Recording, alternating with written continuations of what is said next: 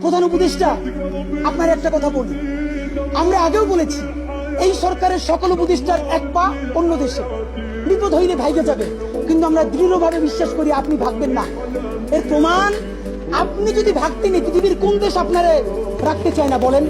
তাহলে হাসিনার আমলেও 10 তলা বিল্ডিং পাইয়া আপনার আদালতে হাজিরে আপনি দিতে আসতেন না, আপনি তখনই বিদেশ থাকতে পারতেন। আপনি এই দেশে থাকতে চান বলেই আপনি আসছেন, আমরা বিশ্বাস করতে চাই। মাননীয় প্রধান উপদেষ্টা, আপনি বাঁচবেন কয়দিন বলেন? আপনার এত বয়স হয়েছে, বাংলাদেশের গড়ায় উঠছে প্রায় 20 বছর বেশি পাচ্ছেন।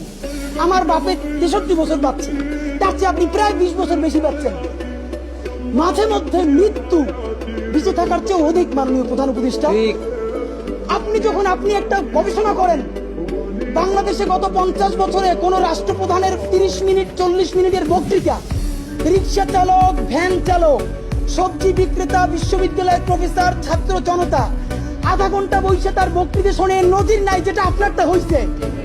এটা কিন্তু আপনার চেহারা দেখে না, আপনি রাজনৈতিক দল করছিলেন, ফেরও করছেন, কিন্তু এইবার যে আপনার এই বাংলাদেশের পক্ষে হৃদয় নিংড়ে ভালোবাসা, আপনি যখন বক্তৃতা করেন আপনি আর্টিফিশিয়াল কিছু বলেন না, কিন্তু আপনি যখন ঘোষণাপত্র বললেন আপনার চেহারায় আর্টিফিশিয়াল ছাপ।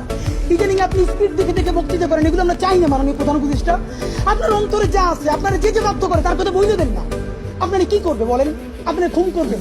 আপনি প্রায় 80 বছর বাঁচছেন, আর কয় বছর বাঁচবেন? আপনি কি খাবেন, কি বাঁচবেন? আপনি বরং যদি আপনার আর্মি মেরে ফেলে, আপনারা যদি ভারতীয় আধিপত্যবাদ গুলি করে, আপনাকে যদি হত্যা করা হয়, কিন্তু সেই রক্তের বিনিময়ে যদি আপনি শহীদদের রক্তের বিনিময়ে নতুন বাংলাদেশ গড়ে যেতে পারেন, আগামী 1000 বছর বাংলাদেশের মানুষ নামাজে প্রার্থনায় আপনার জন্য শুধু দোয়া করবে। বুড়ো মানুষটা থেকে শুরু করে শিশু আপনার বক্তৃতা শুনে মাননীয় উপদেষ্টা কতক্ষণ জানেন? ততক্ষণ আপনি জুলাইয়ের জবানে কথা বলেন। কিন্তু যেই রাজনৈতিক দলের কাছে কোন ধরনের সংস্কার ছাড়া আপনি নির্বাচনের কথা বলতেছেন,